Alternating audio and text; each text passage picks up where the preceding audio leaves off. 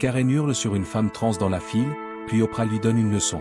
La scène se déroule dans un supermarché bondé, en plein centre-ville. Le bruit des caddies qui glissent sur le sol carrelé se mêle aux discussions des clients qui font leurs courses, chacun dans sa propre bulle. Parmi eux, une femme trans, calme et assurée, attend patiemment dans la file. Elle porte un sourire doux et un regard déterminé, comme si elle se sentait parfaitement à sa place, bien que le monde autour d'elle ne soit pas toujours aussi accueillant. Le regard des autres passants se pose parfois sur elle, curieux, comme si sa simple présence posait une question qu'il ne savait pas comment formuler. Mais la femme, que l'on appellera Elena, ignore ces regards. Elle se concentre sur les produits qu'elle choisit dans son panier, sans se laisser perturber. Elle sait que ses choix, ses décisions, et surtout son identité, sont les siennes et que rien ni personne ne devrait les remettre en question. Cependant, ce qui semblait être une routine quotidienne paisible va bientôt être perturbé par un événement qui va changer la donne. Dans la file derrière Elena se trouve une autre femme, Karen, qui semble avoir hâte de finir ses courses. Ses gestes sont brusques et impatients. Elle jette un regard à l'heure sur son téléphone portable, puis fait une moue exaspérée en voyant la lenteur de la file.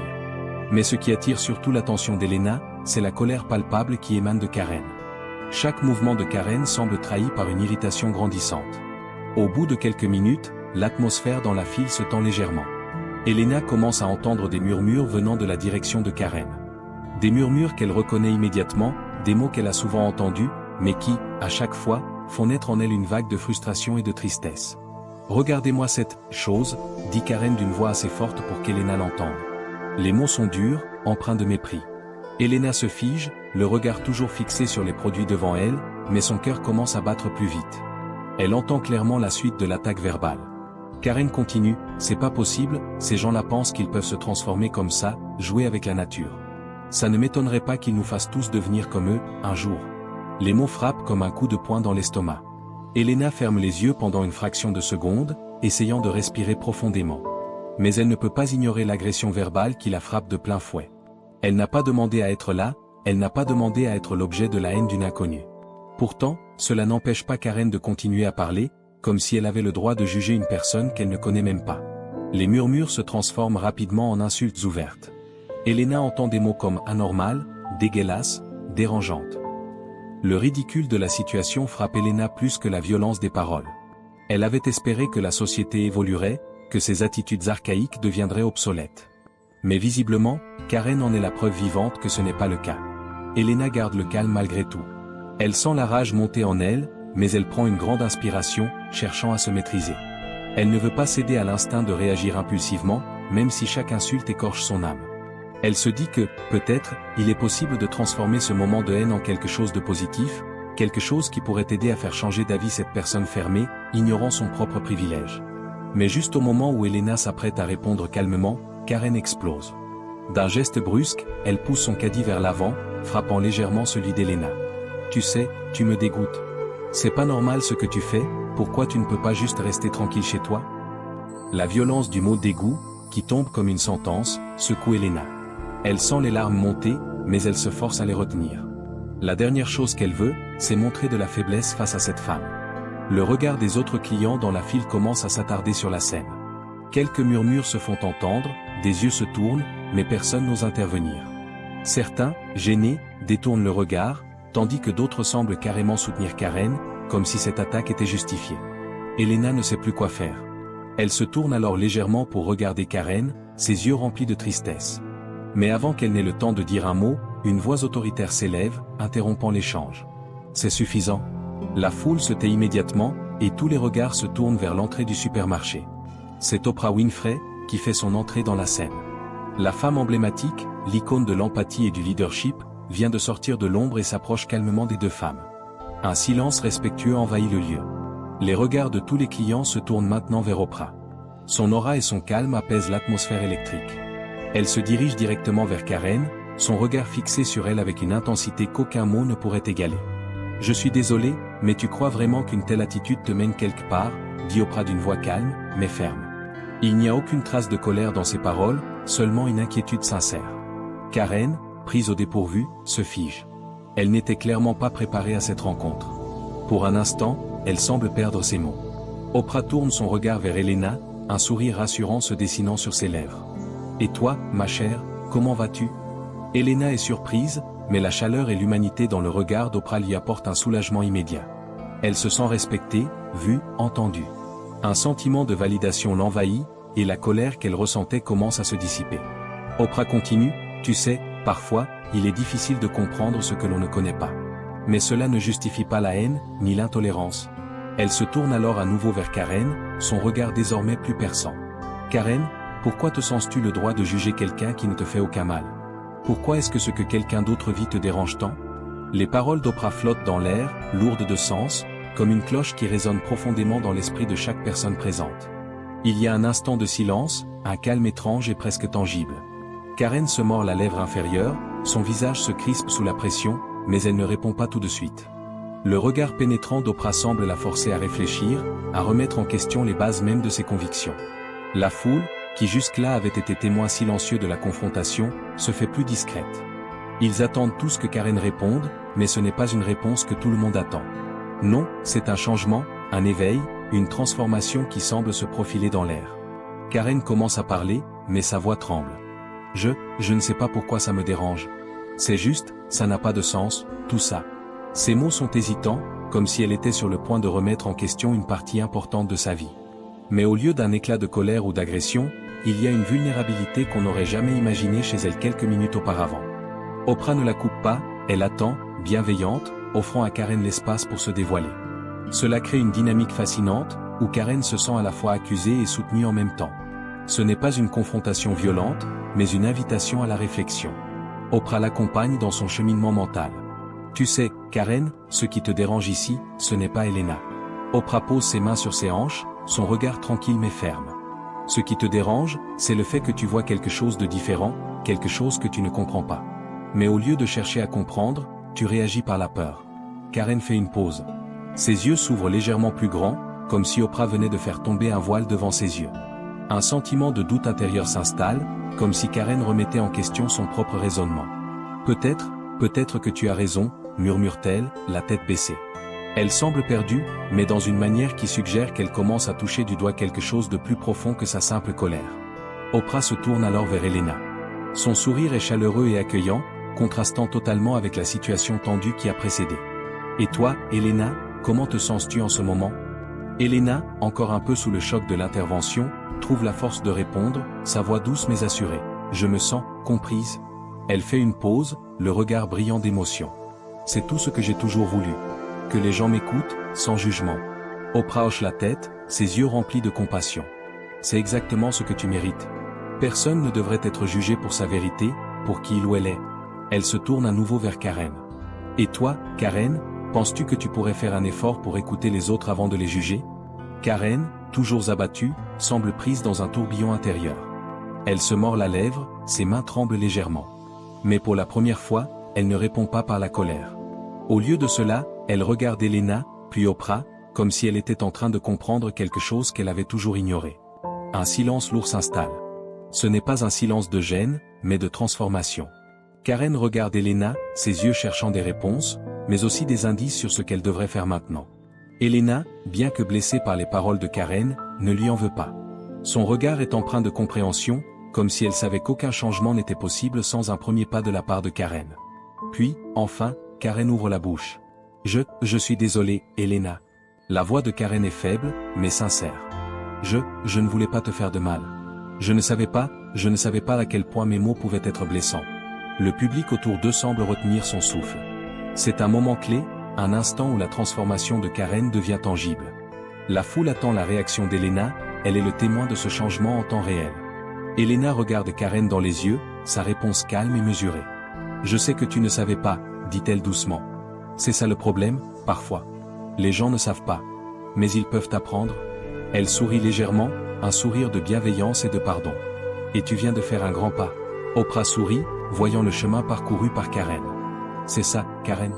Ce n'est pas de la perfection que nous attendons, mais de l'effort. Le simple fait de vouloir comprendre et de remettre en question ses préjugés, c'est déjà une victoire. La transformation de Karen est désormais évidente. Son regard a changé. Elle semble avoir pris conscience non seulement de la douleur qu'elle a causée, mais aussi de sa propre vulnérabilité. Ce qui avait commencé comme une confrontation violente s'est transformé en un échange puissant, où l'empathie et la réflexion personnelle ont pris le dessus. Merci, murmure Karen, enfin soulagée. Merci de m'avoir ouvert les yeux. Oprah se tourne alors vers la foule, ses yeux brillants de sagesse. C'est ainsi que les véritables changements commencent. Non pas par la colère, mais par l'écoute. Pas par la haine, mais par l'amour. Elle marque une pause, laissant ses mots résonner dans l'air. Chacun d'entre nous a le pouvoir de transformer le monde autour de nous. Mais tout commence par une seule chose, l'acceptation. La foule, d'abord timide et hésitante, commence à applaudir doucement.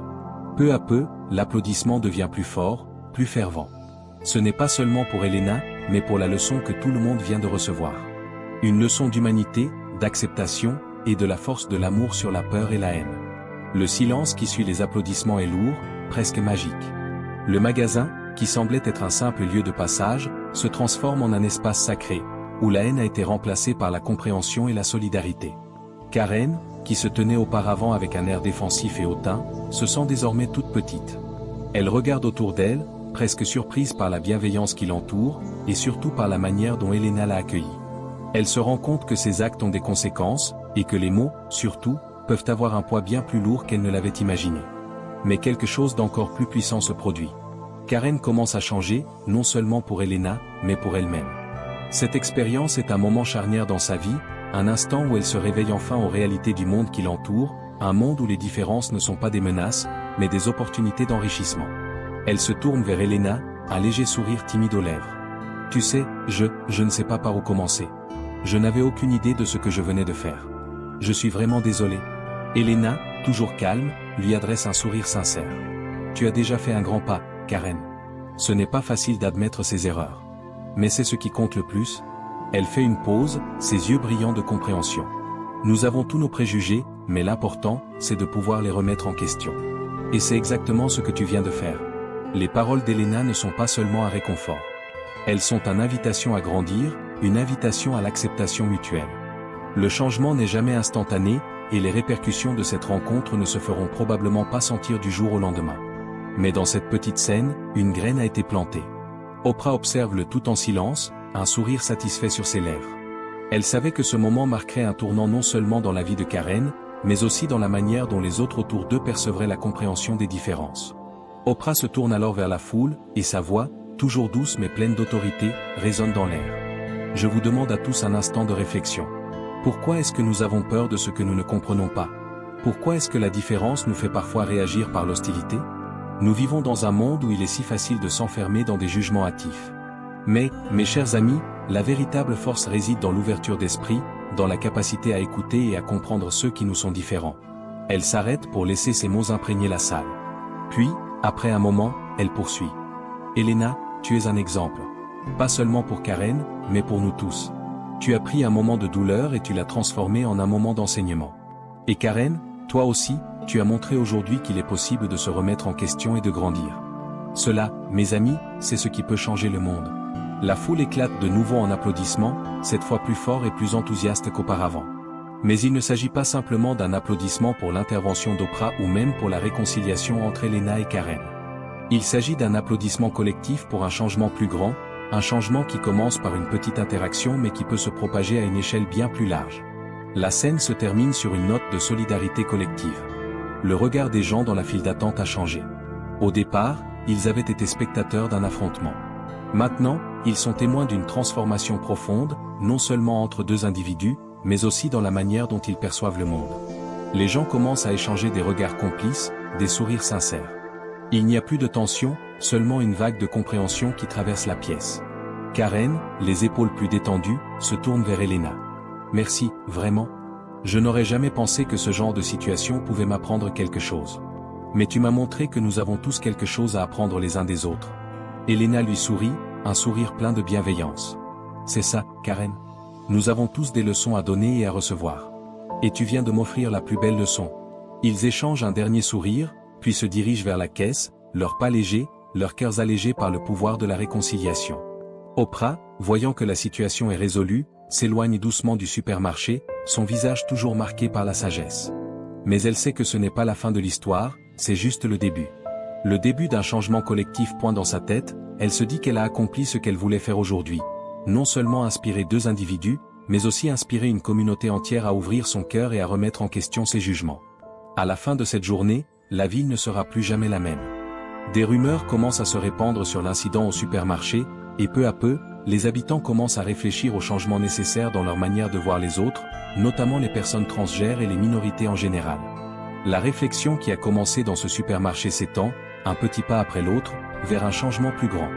Et tout cela a été initié par une femme qui a osé dire « c'est suffisant » et offrir une leçon d'empathie et de compréhension. La scène finale se termine sur un message d'espoir, de solidarité, et de l'importance de l'acceptation. La force du changement ne réside pas dans des gestes spectaculaires ou dans des discours grandioses, mais dans de simples actes d'écoute, de compréhension et de bienveillance. Et ce jour-là, Elena, Karen, et même Oprah ont montré à tous que nous avons tous le pouvoir de changer, simplement en choisissant de comprendre l'autre. Les jours qui suivent l'incident au supermarché sont marqués par une série de réflexions profondes au sein de la communauté. Les habitants, qui ont assisté à ce moment de tension et de transformation, commencent à en parler. Ce n'est pas un simple murmure, c'est une véritable vague de discussion qui se propage dans les cafés, les écoles, et même dans les parcs. Le changement, bien que subtil, est palpable dans l'air. La ville n'est plus tout à fait la même qu'avant. Le regard des gens sur les autres, et en particulier sur les personnes transgenres, a commencé à évoluer. Karen, après sa rencontre avec Oprah, prend un moment pour réfléchir à tout ce qu'elle a vécu. Elle est assise dans son salon, un livre ouvert devant elle, mais elle ne le lit pas. Son esprit est occupé à retracer les événements de cette journée mémorable. Elle se rend compte qu'elle a toujours eu des préjugés, mais qu'elle les a tenus pour des vérités absolues. Son jugement hâtif envers Elena était un reflet de sa propre insécurité, une manière de se protéger d'un monde qu'elle ne comprenait pas toujours. Mais maintenant, les choses sont différentes. Karen n'est plus simplement la femme arrogante qu'elle était autrefois. Elle est en train de se redécouvrir, de comprendre qu'elle a des choses à apprendre et que cela ne fait pas d'elle une personne moins valable.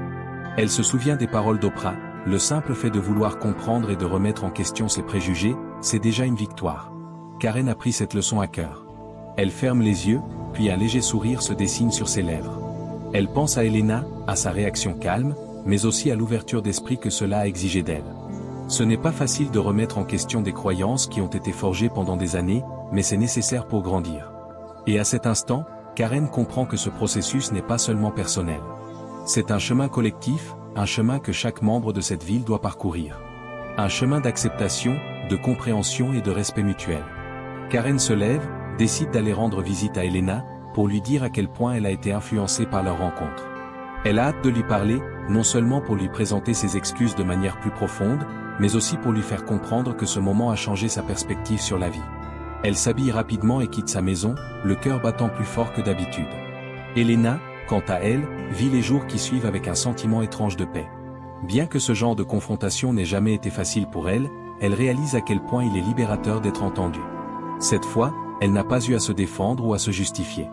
Oprah l'a protégée, mais surtout, elle a permis à Karen de se remettre en question, d'examiner ses préjugés et de s'ouvrir à une réalité différente. Elena a fait confiance à cette idée, à la capacité des gens à changer, et elle sent que sa douleur a été transformée en quelque chose de positif. Elle est dans sa cuisine, préparant un café. En pensant à la rencontre de l'autre jour, elle se rend compte que ce qu'elle a vécu n'est qu'un reflet de ce que des milliers de personnes transgenres traversent chaque jour, la lutte pour être vue et comprise. Elena ne cherche pas à être une victime, mais elle sait que chaque petite victoire compte. Et ce moment avec Karen est l'une de ces victoires. Elle se sent plus forte, plus empourée que jamais. Mais, comme Oprah l'a dit, le changement est un chemin long et souvent difficile. Elena sait que ce ne sera pas la dernière fois qu'elle devra se battre contre l'incompréhension et les préjugés. Cependant, elle est prête à continuer, une étape à la fois.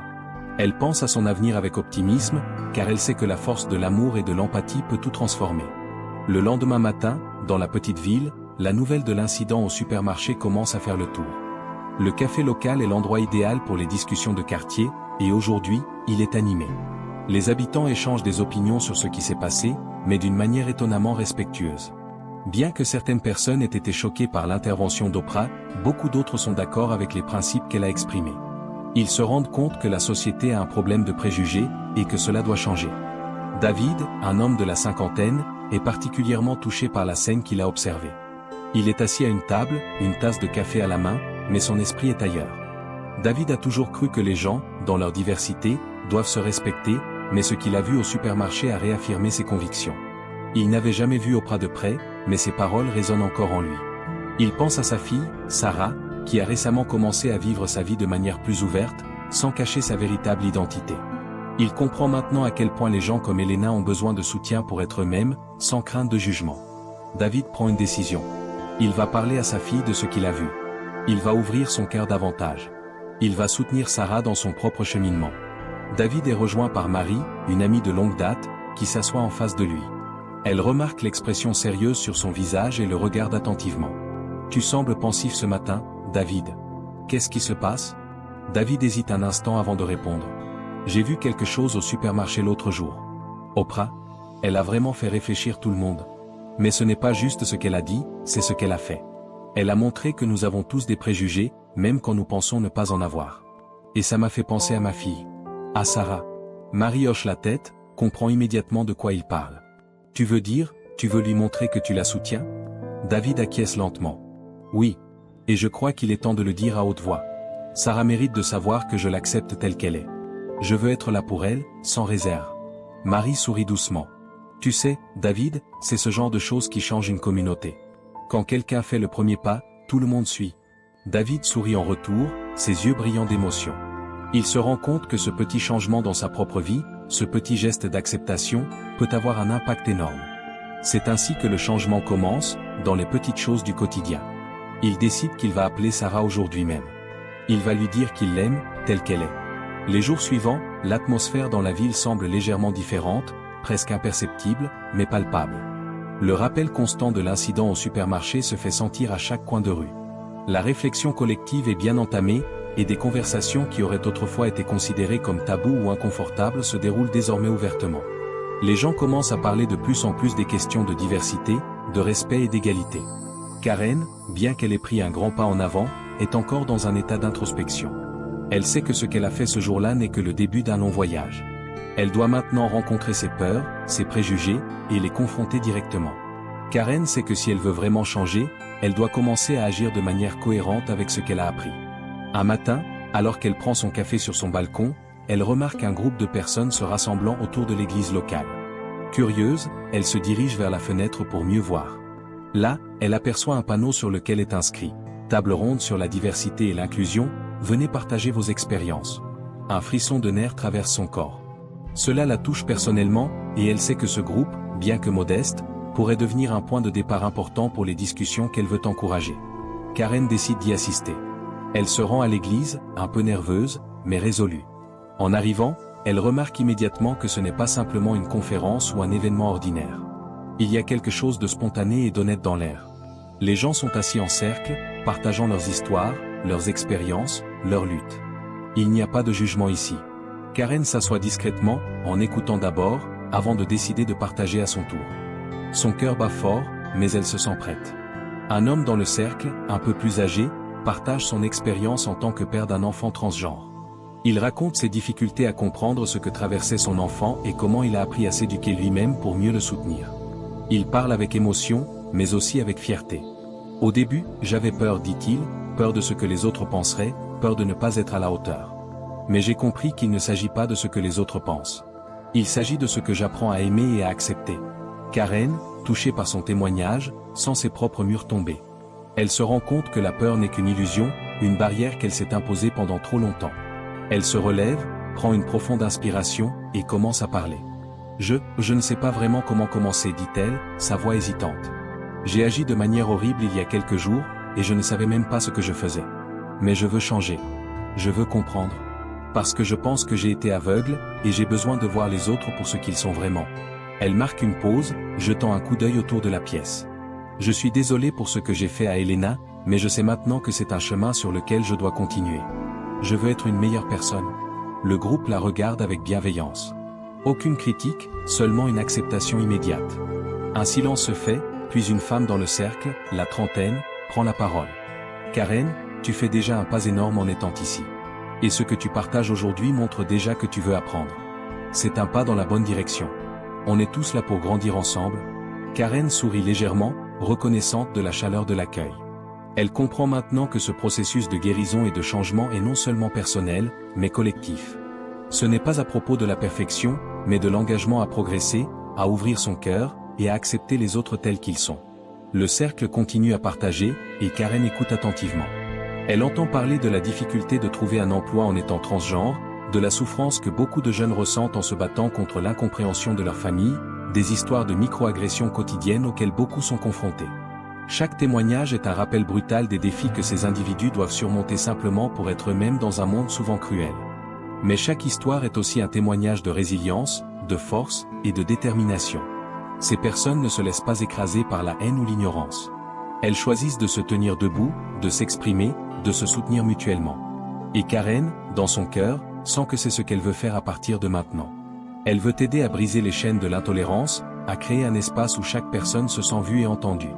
Le cercle prend fin et les participants se lèvent pour se dire au revoir, certains échangeant des contacts, d'autres partageant des ressources. Karen, encore émue par tout ce qu'elle vient d'entendre, se dirige vers la sortie. Elle croise un regard familier de c'est Elena. Elena, qui est aussi présente, a assisté à la rencontre pour apporter son propre soutien. Karen hésite un instant, mais cette fois-ci, elle ne se retient pas. Elle s'approche d'Elena avec un sourire sincère. « Merci, vraiment, pour tout » dit-elle d'une voix calme, mais pleine de gratitude. « Je pense que je commence enfin à comprendre. » Elena la regarde, une étincelle dans les yeux. « Karen, je suis tellement contente que tu sois ici. Tu es déjà sur la bonne voie. Et je sais que tu vas faire une différence, pas seulement pour toi, mais pour toute cette ville. » Elle marque une pause. « Et moi aussi, je suis en train de changer, chaque jour un peu plus. » Alors qu'elles se disent au revoir, une profonde connexion se crée entre les deux femmes. C'est le début d'une nouvelle ère, où la compassion et l'acceptation se propagent à travers la ville, et où les gens, même s'ils sont différents, se soutiennent mutuellement. Mais ce n'est pas seulement un changement pour Karen et Elena, c'est un changement pour toute la communauté. Oprah, quant à elle, observe tout cela à distance, satisfaite du chemin parcouru. Bien qu'elle ne soit plus dans la ville, elle sent que son rôle a été accompli. Elle a semé les graines de la compréhension, et maintenant, c'est à la ville de cultiver cette nouvelle ère de tolérance. Elle sait que le véritable travail commence maintenant, lorsque les gens choisissent de prendre en charge leur propre transformation.